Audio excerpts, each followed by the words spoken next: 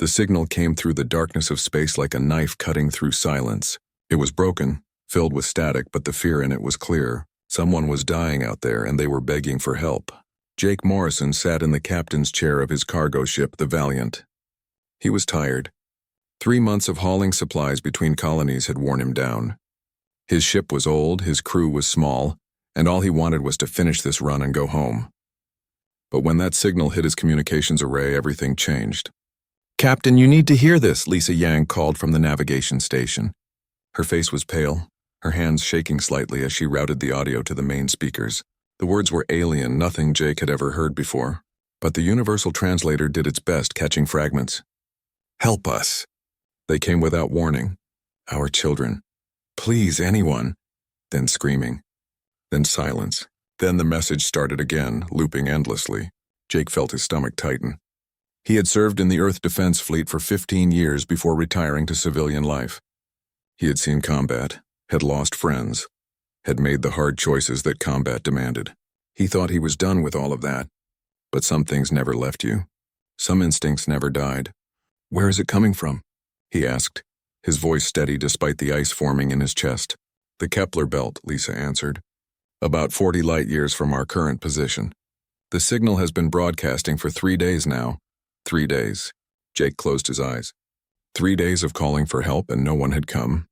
"Lisa, change our course. Get us there as fast as this old ship can manage." Lisa turned in her seat, surprise written across her face. "Sir, we have a delivery deadline. If we miss it, the company will fine us. We could lose our contracts." "Then we lose them," Jake said simply. "Someone out there is dying. We are going to help." The other 2 crew members, Danny Torres and Amy Sullivan, looked at each other and then nodded. They had flown with Jake long enough to trust his judgment. If he said they were going, they were going. Within the hour, the Valiant changed course and jumped to hyperspace, racing toward a distress call from species they had never met. But Jake Morrison was not alone. The distress signal had spread across human space like wildfire. Every ship, every station, every colony picked it up. And everywhere humans heard it, they made the same choice. On the military station above Earth, Admiral Helen Grant listened to the recording for the 5th time. She was a career officer, cool and professional, known for making decisions based on strategy and logic. But as she heard those alien voices begging for help, she felt something hot and angry building in her chest. "How many of our ships can reach those coordinates?"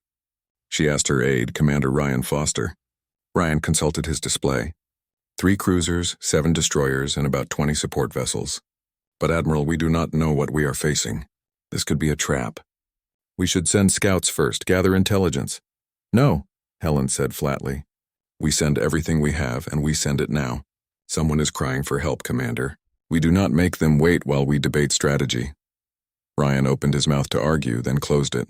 He had served under Admiral Grant for 6 years, and he had never seen this look in her eyes. Cold fury mixed with absolute determination. "Yes, Admiral. I will give the orders." Across human space, the same scene repeated itself. Military commanders mobilized their fleets. Civilian captains diverted their ships. Mining vessels, exploration ships, even luxury liners turned toward the Kepler belt. The signal had touched something deep in the human soul, something that could not be ignored.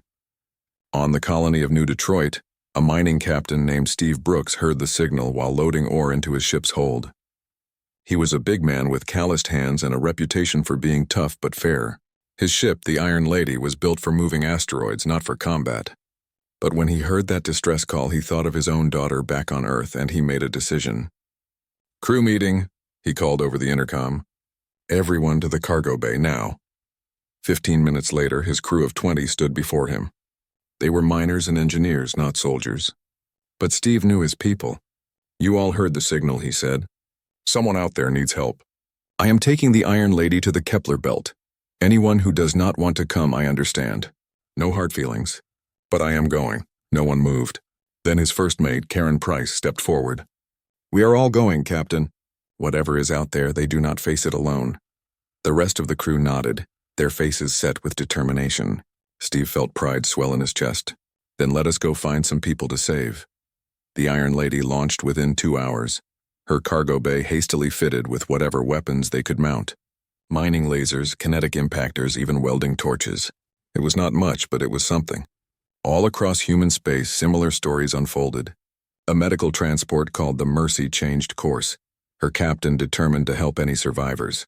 A freight hauler named the Big Sky loaded every weapon her crew could find in the colony armory. An exploration vessel called the Horizon canceled its mission and joined the growing fleet.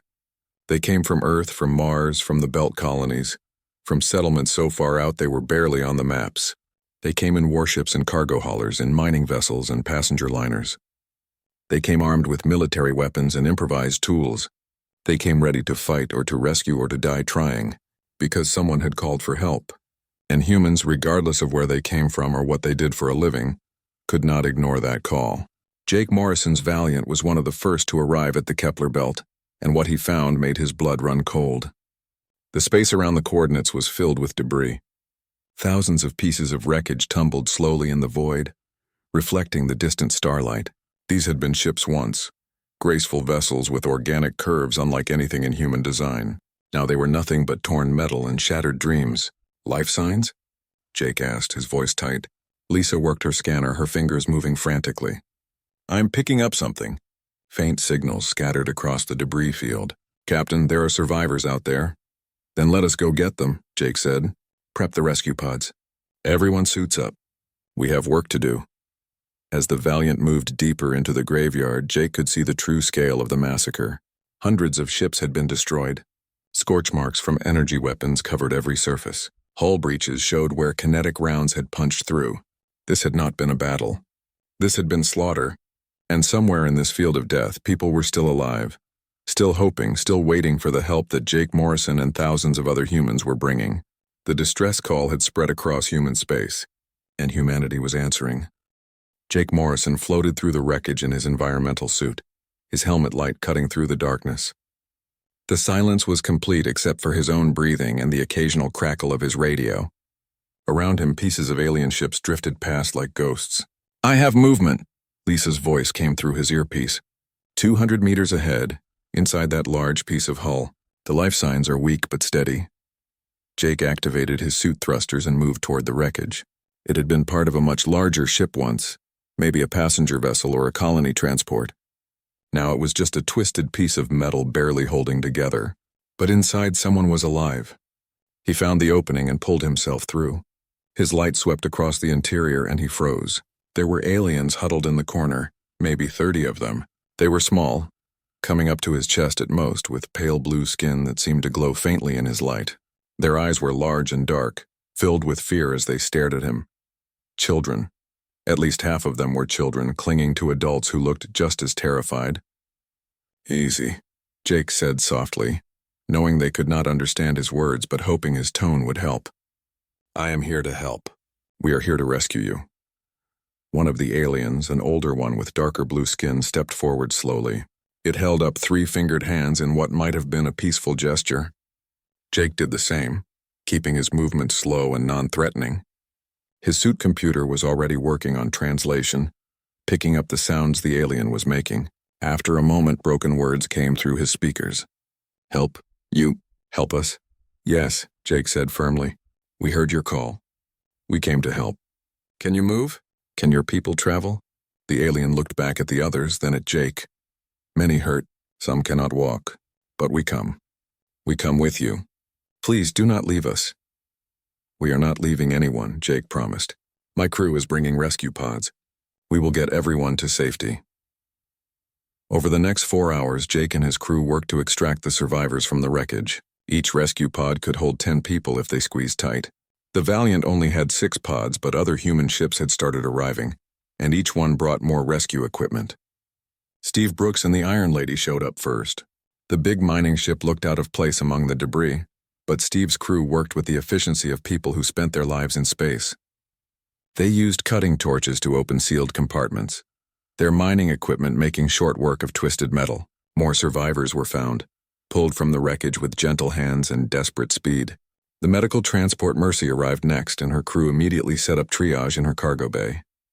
The alien survivors, whom they learned were called the Venari, needed medical attention that the Valiant could not provide. Burns, decompression injuries, broken bones, and worse. The human doctors and nurses worked frantically. adapting their equipment and knowledge to alien biology they had never seen before. Captain Maria Flores of the Mercy stood in her medical bay watching her team work. She was a doctor first and a captain second, and seeing the injuries these people had suffered made her sick with anger. "Who did this?" she asked Jake when he brought another group of survivors aboard. "We do not know yet," Jake answered, "but we will find out." More human ships arrived throughout the day. Each one joined the rescue effort without being asked. Crews that should have been hauling cargo or mining asteroids instead searched through wreckage for life signs. Ships that should have been halfway to their destinations instead held position, creating a defensive perimeter around the survivors. By the end of the first day, they had found 8,000 Venari survivors. 8,000 out of what they learned had been a convoy of 50,000. The rest were gone, torn apart by weapons fire or lost to the void when their ships exploded. Jake sat in his quarters that night, too tired to sleep. His ship was packed with survivors, every available space filled with Venari refugees. The Valiant's life support was straining to keep up, but no one complained. They would make it work. Lisa knocked on his door and entered without waiting for permission. She looked as exhausted as he felt. "The Elder wants to speak with you," she said. "His name is Kelrus. He has learned enough English to communicate."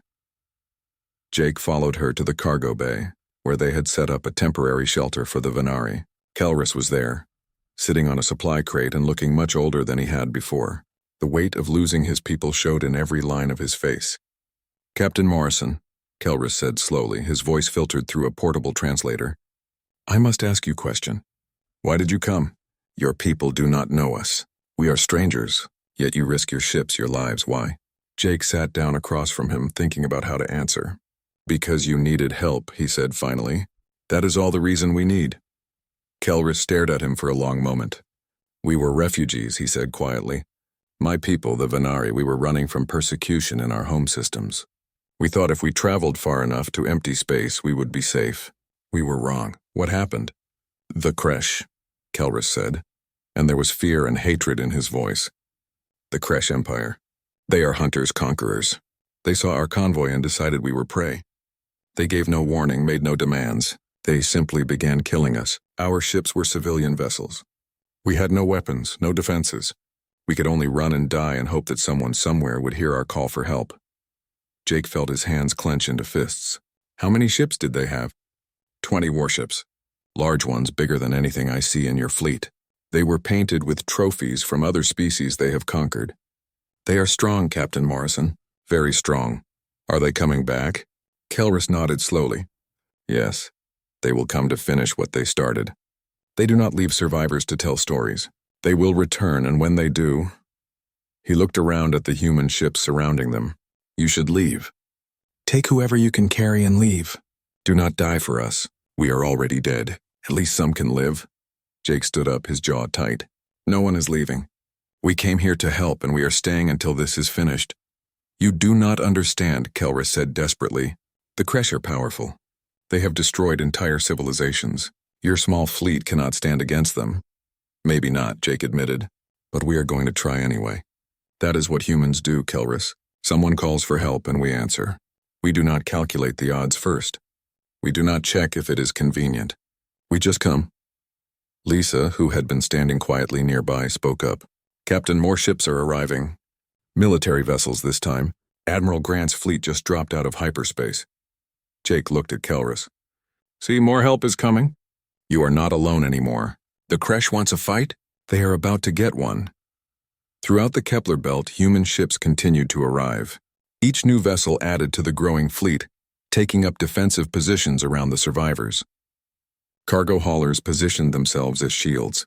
Mining vessels prepared their industrial equipment for combat. Exploration ships used their sensor arrays to scan for incoming threats. And the military fleet, led by Admiral Helen Grant aboard the destroyer Defiant, took command of the growing armada. Helen looked at her tactical display and shook her head in disbelief. She had never seen anything like this. Military discipline mixed with civilian determination, all focused on a single goal: protect the survivors, face the enemy, show them what humanity was capable of. Steve Brooks contacted her from the Iron Lady. Admiral, mining fleet is in position. We have kinetic impactors ready. They are not fancy, but they will punch holes in anything that gets close.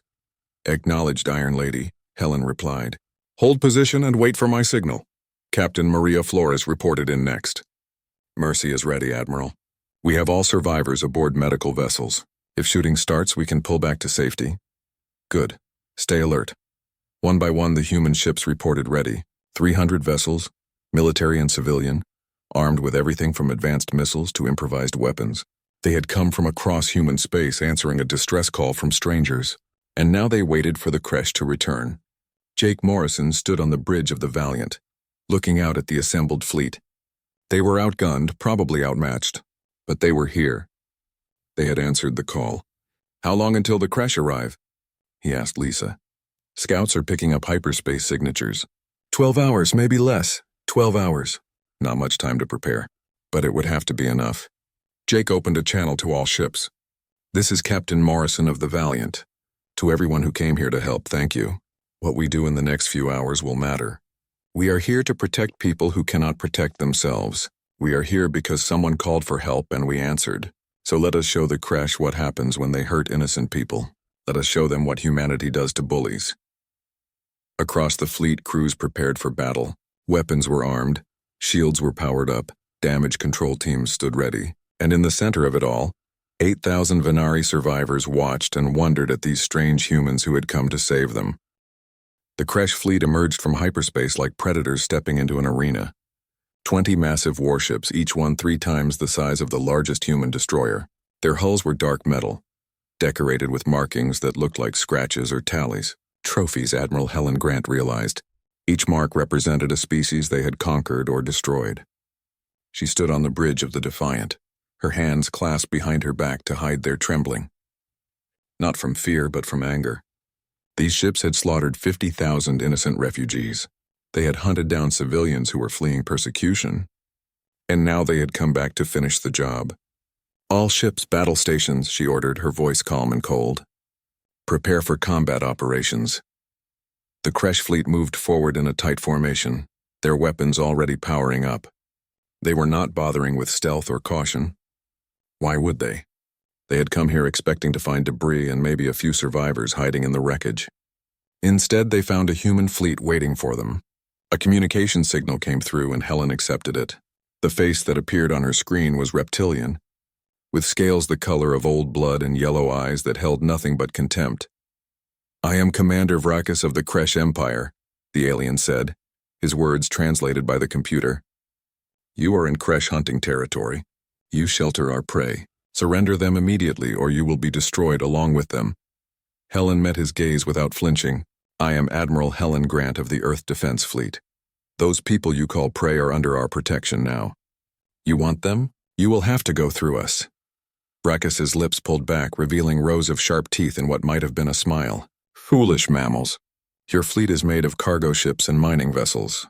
You have no military strength. You cannot stop us. Then come and find out, Helen said coldly. But know this, Vracus. You started this fight by killing innocent refugees. We are going to finish it. And when we do, every species in this galaxy will know what happens when you hurt people under human protection. She cut the transmission before he could respond. All ships, she broadcast across the fleet. The Creche think we are weak because we came here to rescue people instead of conquer them. They think compassion is weakness. Let us teach them how wrong they are. The Creche fleet opened fire first, 20 massive warships unleashing their weapons at once. Energy beams lanced through space.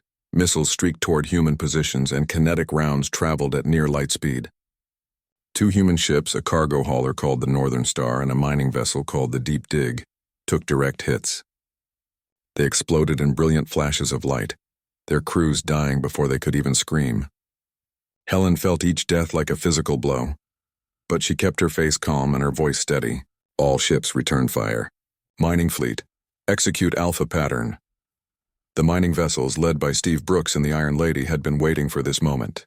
They had spent the last 12 hours preparing, loading their kinetic impactors with chunks of dense ore from the asteroid belt. Now they fired, launching massive projectiles at relativistic speeds. The Creche had shields, powerful ones designed to stop energy weapons and standard missiles. But they had never faced anything like this before.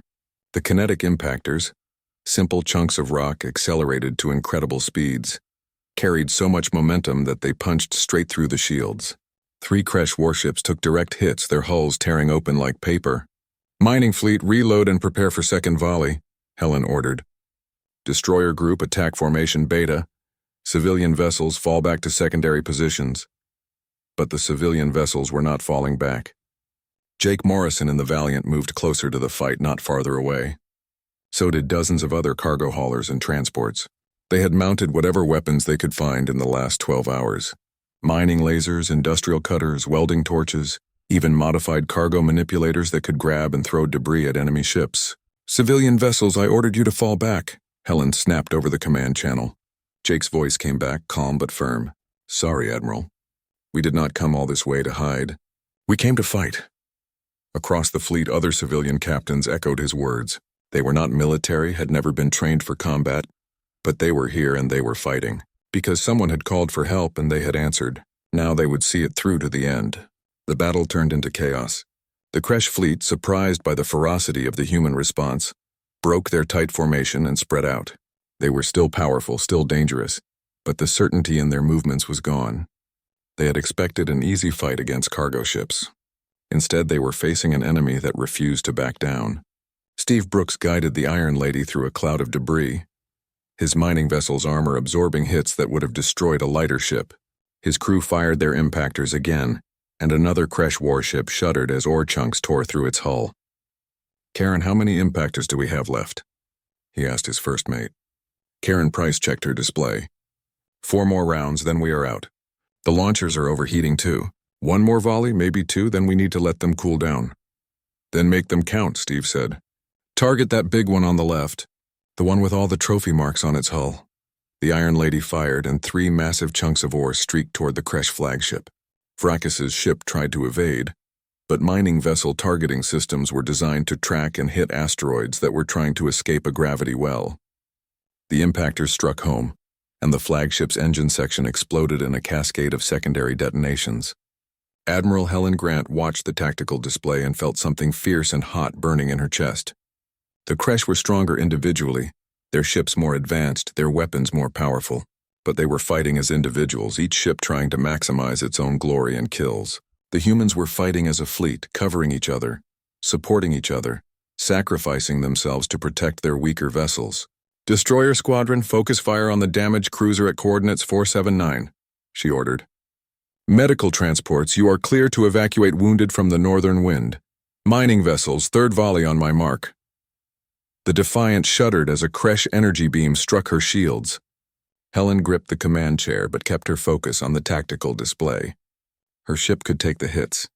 That was what she was here for. "Admiral, the Kresh are trying to break through to the survivor ships," Commander Ryan Foster reported. 3 of their cruisers are heading for the medical transports. "Not acceptable," Helen said flatly. "Defiant intercept course. All destroyers, follow my lead. We are going to stop them." The Defiant accelerated, moving to place itself between the Kresh cruisers and the helpless medical ships. Other destroyers followed, forming a wall of human steel and determination.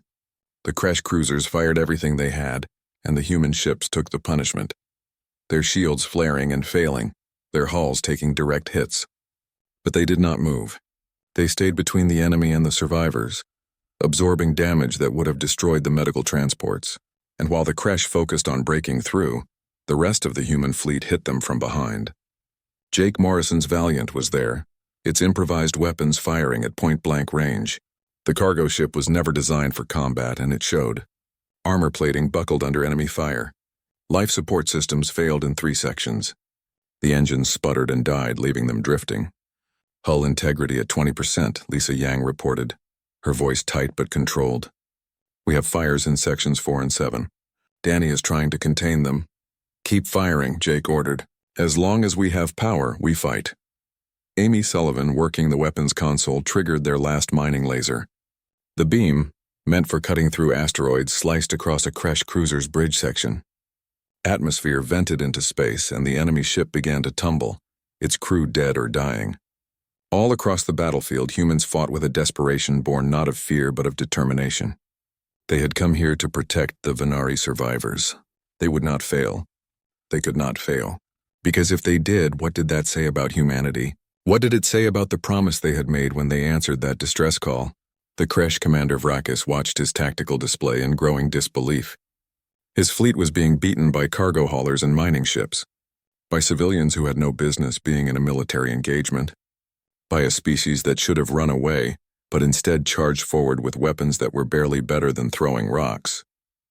All ships focus fire on their flagship, he ordered. Kill their admiral. Break their command structure. But the humans had learned from fighting each other through centuries of warfare. They did not rely on a single leader. When Admiral Grant's Defiant was targeted by multiple Kresh ships, every human vessel in range moved to support her. They threw themselves into the line of fire, creating overlapping fields of defensive fire. Captain Maria Flores brought the Mercy forward, her medical transport never meant for combat. But she had doctors and nurses aboard and wounded people in her cargo bay who needed protection, so she brought her ship between the Defiant and the enemy. Her shields absorbing hits meant for the Admiral. Mercy, what are you doing? Helen demanded over the command.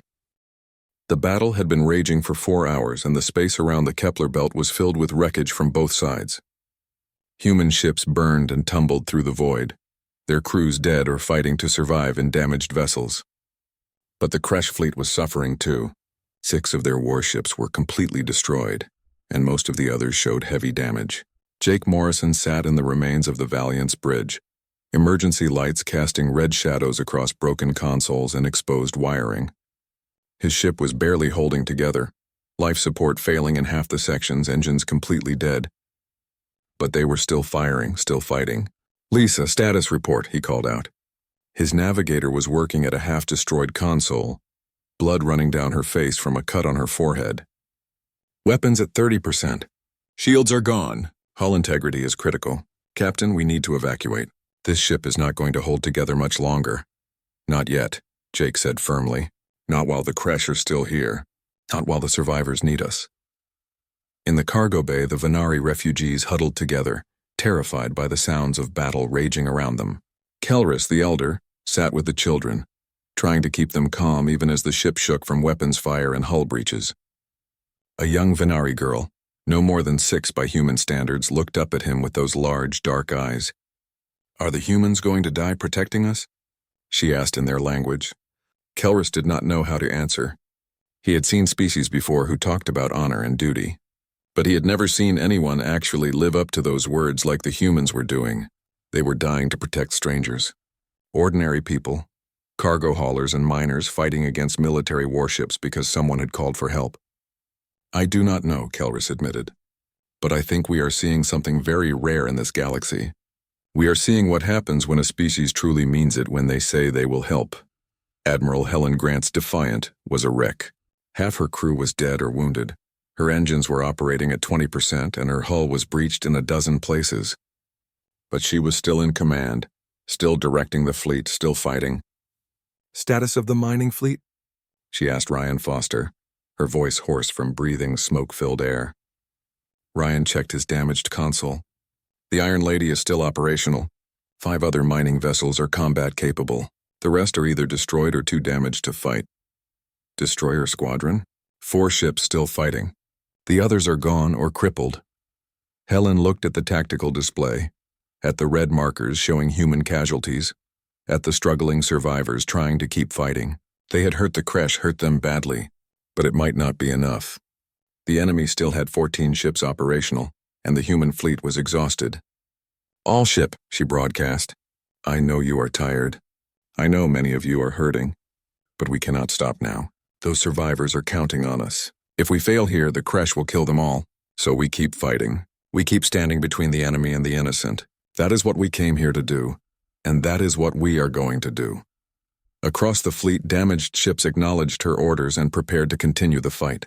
They had no reinforcements coming, no miraculous rescue, just determination and fury and the absolute refusal to abandon people who needed help.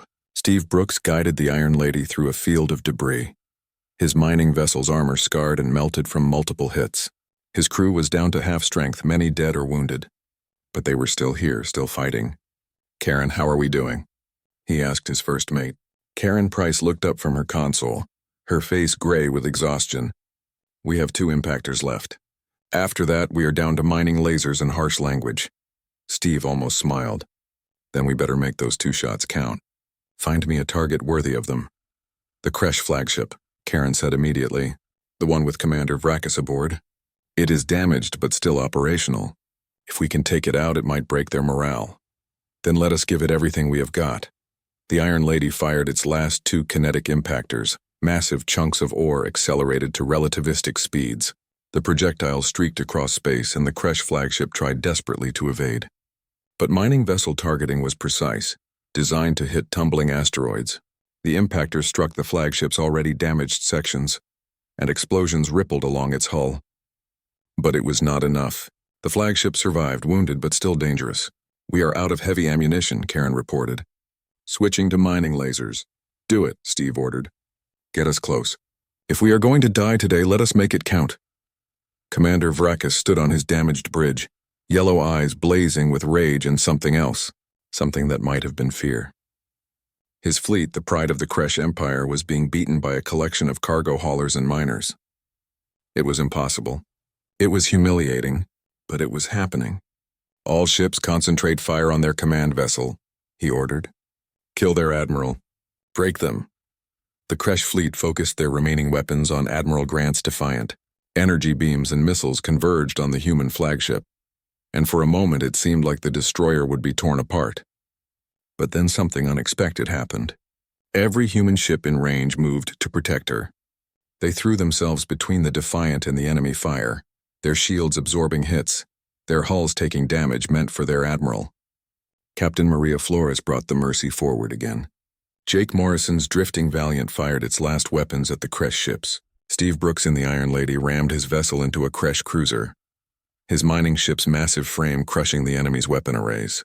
Vracus watched in disbelief as his carefully coordinated attack dissolved into chaos. The humans were not fighting like a military fleet. They were fighting like a family protecting their own. Every ship supported every other ship. When one was in danger, the others rushed to help. It was inefficient, tactically questionable, and absolutely devastating in its effectiveness. They are insane, his tactical officer said quietly. These humans are completely insane. No, Vracus said slowly, understanding finally dawning. They are something we have never encountered before.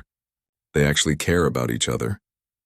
They actually mean it when they say they will protect the weak.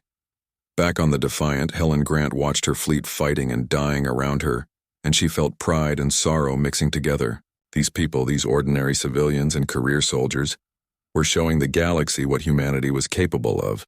They were writing a story in blood and fire, a story about a species that answered distress calls and meant it. Ryan, get me a channel to all ships, she ordered. You are on, Admiral. Helen took a deep breath. This is Admiral Grant. I want every ship to hear this. You have all fought with courage and honor today. You have shown the Kresh and any other species watching that humanity does not abandon those who call for help. We came here as rescuers. We stayed as defenders. And now we are going to finish this as warriors. All ships, final attack formation. We are going to end this fight. The response was immediate. Every operational human ship, from massive destroyers to tiny scout vessels, formed up for one last attack. They were damaged, exhausted, running low on ammunition and power, but they were not broken. They would never be broken. Jake Morrison felt his ship shudder as they fired their last mining laser. The Valiant was dying, systems failing one by one, but they had done their part. They had stood between the innocent and the enemy. That was enough. Captain, life support is failing, Lisa reported. We need to evacuate now. Do it, Jake ordered. Get everyone to the escape pods. Make sure the Venari survivors go first. And what about you? I will be right behind you, Jake promised. Go. Lisa hesitated for just a moment, then nodded and left the bridge. Jake sat alone in the dying ship, watching through the cracked viewport as the human fleet charged toward the Kresh one last time. It was beautiful and terrible, a sight that would stay with him forever. If he survived to remember it. The human fleet hit the Kresh line like a hammer. Destroyers fired their last missiles, mining vessels rammed enemy ships, cargo haulers detonated their remaining fuel and suicide runs that took Kresh cruisers with them. It was desperate and savage and utterly human. Admiral Grant led from the front, her Defiant absorbing incredible damage as she pushed deeper into the enemy formation. Her crew was dying around her. Her ship was falling apart, but she kept going. Because that was what leaders did. They showed their people that no sacrifice was too great when protecting the innocent. "Admiral, we have critical failures in every system," Ryan Foster reported, his voice calm despite the chaos. "Hull breaches on all decks, fire and engineering. Life support failing." "I know," Helen said quietly. "But look." Ryan looked at the tactical display and his eyes widened. The Kresh fleet was breaking. After hours of fighting, after losing ship after ship to an enemy they had underestimated, their morale was finally cracking. The Kresh warships were turning away, trying to disengage, trying to escape. They had come to hunt helpless refugees. They had found something far more dangerous. They had found humans who were willing to die to protect strangers. "All ships," Helen broadcast. "Do not let them escape. No mercy for those who prey on the weak. No mercy for those who slaughter refugees. End this." The human fleet pursued with the last of their strength, harrying The silence after the battle was almost worse than the fighting. Jake Morrison floated in his escape pod, watching through the small viewport as human ships drifted among the debris. Some were completely destroyed, nothing left but scattered wreckage. Others were damaged but intact, their crews working desperately to save their vessels. The space around the Kepler belt looked like a graveyard for two species now. His pod's radio crackled to life. "This is rescue ship Nightingale. We are picking up survivors from the Valiant. Captain Morrison, do you read?" "I read you, Nightingale," Jake said, his voice rough with exhaustion. "My crew is in pods 7 through 12. Get them first." "Negative, sir. We are picking up all pods in sequence. Stay calm and sit tight." Jake closed his eyes and let himself relax for the first time in hours. They had done it. Against impossible odds, they had protected the Venari survivors. The cost had been terrible, but they had done what they came to do. The Nightingale picked him up 20 minutes later, pulling his pod into the rescue ship's bay. When Jake climbed out, he found himself in a cargo hold filled with survivors from a dozen different ships. Humans and Venari mixed together, the injured being treated by medics who looked just as exhausted as everyone else. Lisa Yang found him, almost immediately, throwing her arms around him in a hug that nearly knocked him down. "You said you would be right behind me," she said accusingly. "You always say that." "And I always am," Jake pointed out. "We made it, Lisa. We all made it." "Not all of us," Lisa said quietly. And Jake saw the grief in her eyes. Danny Torres had been killed when a power conduit exploded. Amy Sullivan was in the medical bay with severe burns. They had survived, but the cost had been high. Across the battlefield, rescue operations continued throughout the day and into the night. Human ships that could still move searched for survivors, pulling people from damaged vessels and escape pods. The medical transports worked non-stop, their doctors and nurses treating injuries that ranged from minor to critical.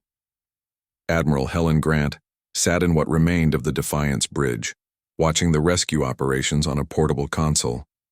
Her ship was dead in space, too damaged to ever fly again. She would have to transfer her flag to another vessel once the rescue operations were complete.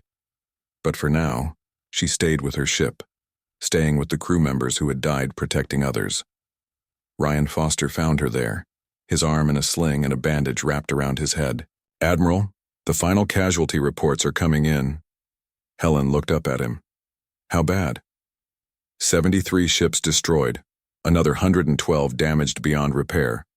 Out of 300 vessels, only 115 are still spaceworthy. We lost over 4,000 people with another 2,000 wounded. 4,000 dead. Helen felt the weight of each loss. These had been her people, soldiers and civilians who had answered a distress call and paid the ultimate price. "And the Kresh?" she asked. 14 ships destroyed completely. 4 others damaged and abandoned by their crews. 2 escaped into hyperspace. The Kresh paid heavily for their attack, Admiral. They came here to finish killing helpless refugees. They left with their fleet shattered. "Good," Helen said quietly. "What about the Venari?" "All 8,000 survivors are safe. The medical team say most of them will recover from their injuries. They are asking to speak with you, Admiral. They want to thank us." Helen stood, up her body aching from hours of combat and the crash that had thrown her against her command chair. "Then let us go see them." It is the least we can do. The Venari survivors had been gathered on the medical transports, their injuries being treated by human doctors who were learning alien medicine on the fly. When Admiral Grant arrived, they fell silent, their large dark eyes watching her with an expression she could not quite read. Kelrus, the elder, stepped forward. He looked older than before, worn down by grief and loss. But there was something else in his expression now. Gratitude and wonder. "Admiral Grant," he said through the translator, "my people have asked me to speak for them.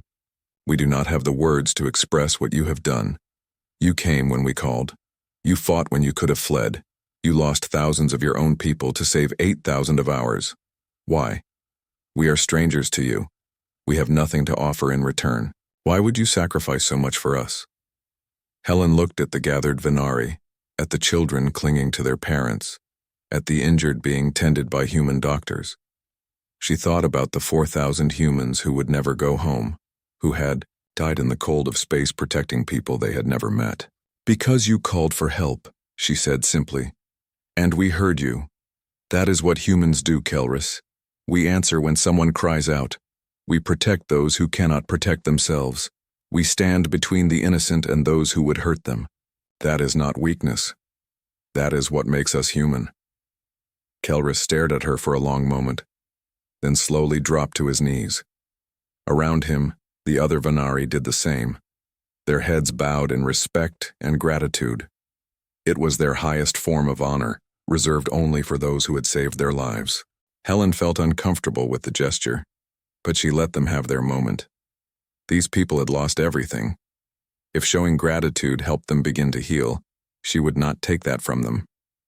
"Please, stand up," she said gently. "You do not need to bow to us. We did what anyone should do. Now let us talk about what comes next. You need a safe place to go, somewhere the creche cannot find you. Earth will offer you sanctuary. We have colonies that would welcome you. You will be safe there." Kelrus stood, tears running down his blue face. "Thank you, Admiral. Thank you." Over the next few days, the human fleet began the long process of recovery. Ships were repaired where possible, salvaged where they could not be fixed. The dead were honored in ceremonies that brought both humans and Venari together in shared grief. And slowly, carefully, the survivors began to heal. Steve Brooks and what remained of his crew from the Iron Lady were picked up by a rescue ship 3 days after the battle.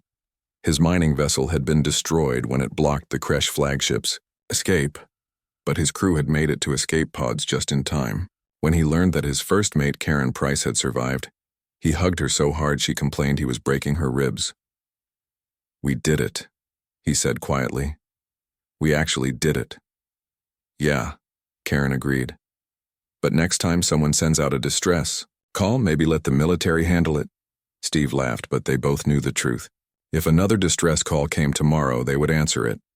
That was what humans did. Jake Morrison stood on the observation deck of the Nightingale, watching as work crews salvaged what they could from the Valiant. His ship was gone, destroyed in the battle. But he was alive, and so was most of his crew. That was what mattered. Lisa Yang joined him at the window. "The company sent a message. They are not happy about us missing our delivery deadline." Jake snorted. "Tell them to bill me. I am sure once they hear what happened, they will understand." "Actually, they already know. The whole galaxy knows, Jake. The story has spread everywhere. What we did here, what all of us did, it is being talked about on every world, every station, every ship in known space." "Good," Jake said. "Let them talk. Let everyone know what happened when the creche attacked helpless refugees. Let them know that humans came and stopped them." The story did spread, faster than anyone expected. News of the battle at the Kepler Belt reached every corner of known space within weeks. Images of human cargo haulers fighting creche warships. Videos of miners dying to protect refugees. Recordings of Admiral Grant's speeches about protecting the innocent. Other species watched and wondered. Some were skeptical, thinking it must be propaganda or exaggeration. But the evidence was overwhelming. The creche empire, which had terrorized weaker species for generations, had been defeated by a fleet of human civilians and a handful of military ships. More importantly, those humans had not come to conquer or claim territory. They had come only to rescue strangers who had called for help. And when those strangers were safe, the humans had simply offered them sanctuary and asked for nothing in return. It was a new concept for many species in the galaxy. The idea that a powerful species might use their strength to protect the weak rather than exploit them.